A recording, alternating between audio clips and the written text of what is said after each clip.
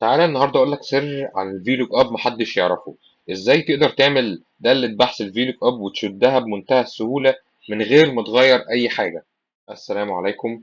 النهارده هنتكلم عن سر خطير جدا في الفيلوك اب، يمكن اغلب الناس مش عارفاه.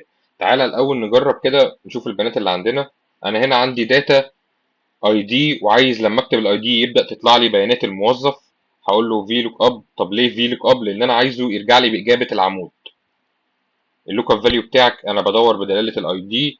هبدا ان انا اثبته فاصله. والله انا التيبل بتاعي او الجدول اللي فيه البيانات اللي هتبحث فيها، وادوس اف 4 فاصله. رقم العمود بتاع النيم احنا اتفقنا قبل كده احنا هنبدا نعد مش من اول الصفحه، لا، هنبدا نعد من التيبل اري بتاعك. انا هنا رقم واحد وهنا رقم اتنين، اكتب له اتنين فاصله. لا، انا مش عايز الاكسل يقرب، انا عايزه ينزل لي باجابه اكزاكت. انتر. الاكسل قال لك والله 1001 هو احمد محمد. لو جربت تقول له 1002 هيبدا يغير الاجابه بتاعته.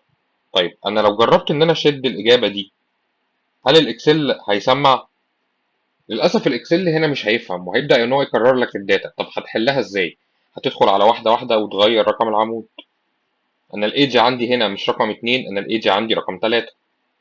طيب وهاجي في البيزك سالري هقول له نفس الشيء، انا البيزك سالري عندي مش رقم 2، لا هو عمود رقم 4.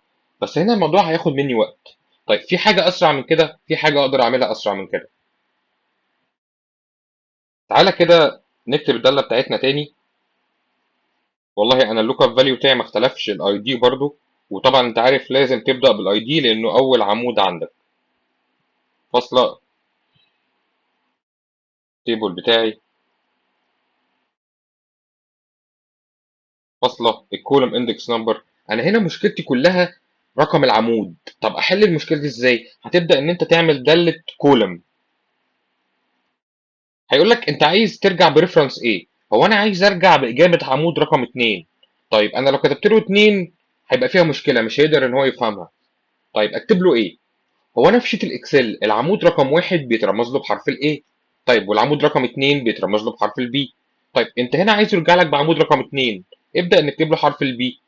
قلت له مثلا بي 2، وابدا انك في القوس فاصله. طيب انت عايز تقرب؟ لا انا مش عايزك تقرب، عايزها اكزاكت، وهدوس انتر. اه انا عايز اقفل القوس بتاع الفيلوك اب. هتلاحظ هنا ان انت لو بدأت ان انت تشد الدالة بتاعتك، هي اشتغلت بمنتهى السلاسة من غير ما تقدر او من غير ما تدخل على كل خلية وتغير رقم العمود.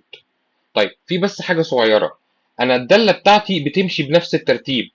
يعني انا مثلا لو كان بالنسبة لي البنفيت عمود رقم 4 والبيزك سالري عمود رقم 5، ما كانش هيقدر يفهم النقطة دي. عشان كده لما بتيجي تجمع الداتا لازم نفس الترتيب ده يبقى هو الترتيب بتاع الجدول.